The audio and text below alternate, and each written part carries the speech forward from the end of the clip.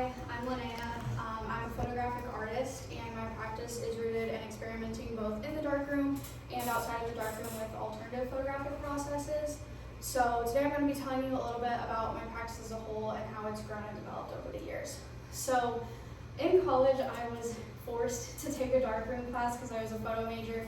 I was really obsessed with Photoshop at the time, so when taking darkroom, I was like, oh my gosh, why do I have to do this? I'm not going to like it.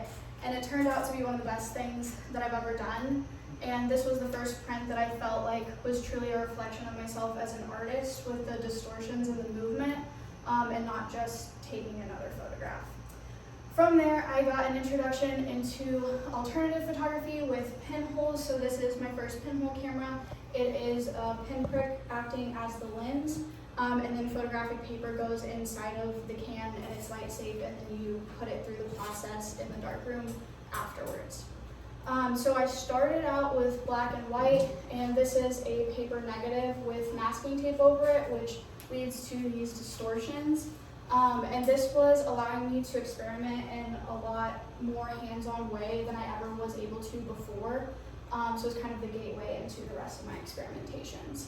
So then after I did black and white pinholes, I started doing color pinholes with a research grant that I got for a summer in college. And this is the pinhole taking a photo in this exact moment. So this is more like the documentary side of my photography. And then this turned into this image. So with pinholes especially, there was a lot of give and take with the universe. I couldn't know exactly what I wanted to happen when putting my camera out. So a lot of my practice is kind of leaving a little bit up to the universe and kind of like a collaboration with letting go a little bit and not having quite as much control in my work. So then I went back to the darkroom and I started experimenting solely in the darkroom with silver gelatin prints. And this series is called Altered Perception. So I would fold the paper underneath the enlarger so it was 3D when the enlarger was enlarging the image onto it. And it would create those distortions once it was put through the development process and dried and everything and flattened back out. So I did a lot of experimenting with these. I would have to score and fold the paper and then not really know exactly where it was going to distort and exactly how it was going to happen.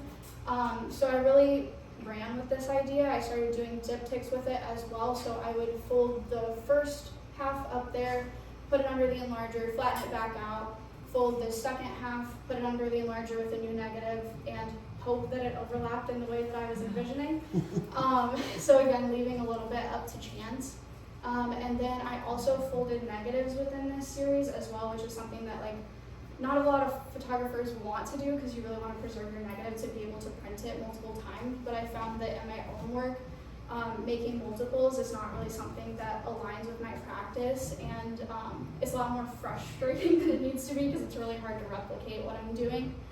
So this is one of my folded negatives, and it's contact printed on paper in the darkroom. So that's where the fold was on the negative itself. And then after college, I moved to Phoenix, Arizona, and I'm originally from Missouri. So Phoenix was a bit of a culture shock, just an environment and people. I also switched jobs and I lost darkroom access, so it was just a completely uprooting of my entire world. So as I lived in Phoenix and felt like I wasn't belonging, I started to place myself in the landscape, and my lovely husband took these images of me with a lot of coaching. And then when I moved to Chattanooga and was able to get darkroom access again and print them and play with them, I cut myself out of the landscape where I stood. In Phoenix is kind of a way of taking back my identity from this place that I felt so othered in.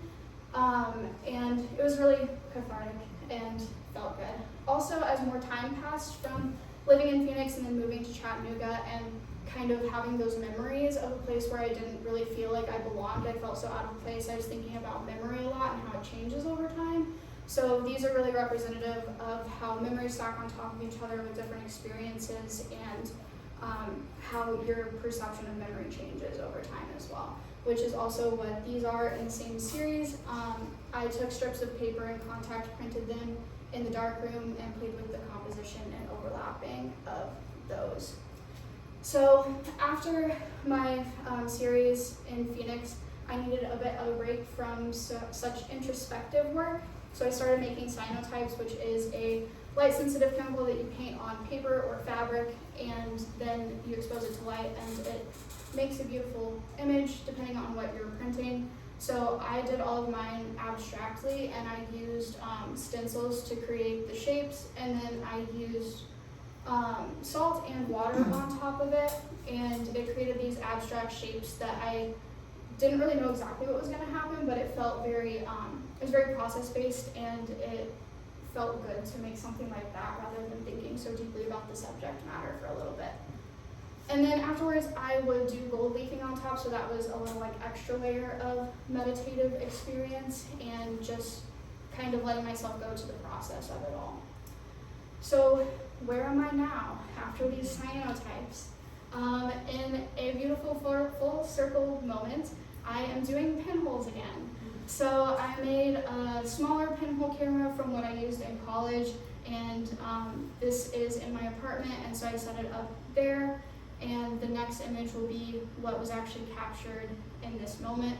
And it's not going to be what you think it's going to be because it turned out really weird, but I like that. So this is what happened. I could never make this again if I tried, if I set everything up perfectly. So this process and pinhole has really like brought back the whole like leaving a little bit up to the universe, not knowing exactly what's going to come out of my series. And that's something that I'm really excited to keep doing.